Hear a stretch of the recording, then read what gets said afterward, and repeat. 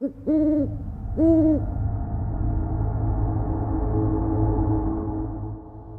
moment more and I had fettered him to the granite. In its surface were two iron staples distanced from each other about 2 feet horizontally. From one of these depended a short chain, from the other a padlock. Throwing the links about his waist, it was but the work of a few seconds to secure it.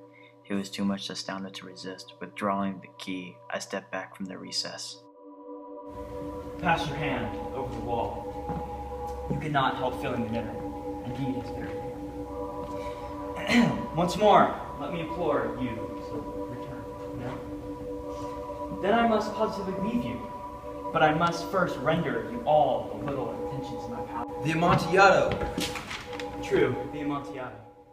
As I said these words, I busied myself among the pile of bones of which I had before spoken. Throwing them aside, I soon uncovered a quantity of building stone and mortar.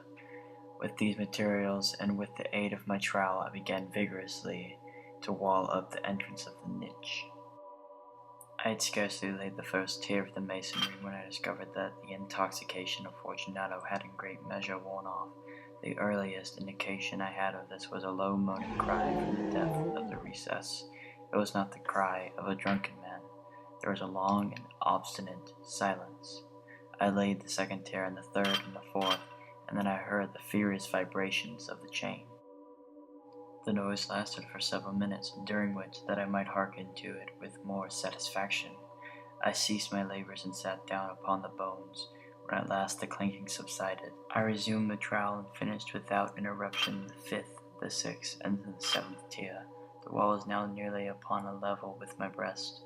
I again paused, and holding the flambeau over the masonwork, threw a few feeble rays upon the figure within. A succession of loud and shrill screams bursting suddenly from the throat of the chain formed, seemed to thrust me violently back. For a brief moment I hesitated. I trembled, unsheathing my rapier. I began to grope with it about the recess, but the thought of an instant reassured me. I placed my hand upon the solid fabric of the catacombs and felt satisfied. I reapproached the wall. I replied to the yells of him who clamored. I re-echoed, I aided, I surpassed them in volume and in strength. I did this, and the clamor grew still. It was now midnight, and my task was drawing to a close.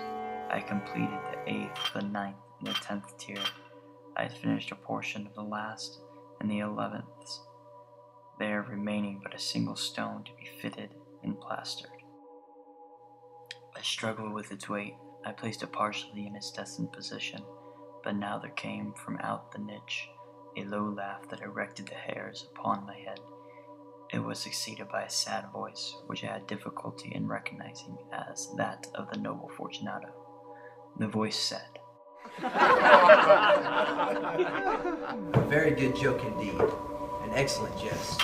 We will have many a rich laugh about it at the Palazzo. Over our wine. The Amontillado. Yes, the Amontillado. But it is not getting late. Will not they be awaiting us at the Palazzo, the Lady Fortunato and the rest? Let us be gone. Yes, let us be gone. For the love of God, Montresor. Yes, for the love of God. Fortunato! Fortunato! No answer still. I thrust a torch through the remaining aperture and let it fall within. There came forth in return only a jingling of the bells.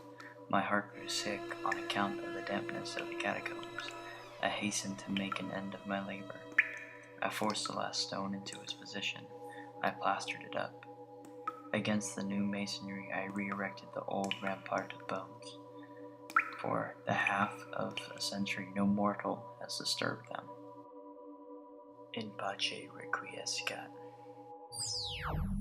Bum bum bum bum bum bum bum. No copyright infringement. School rule.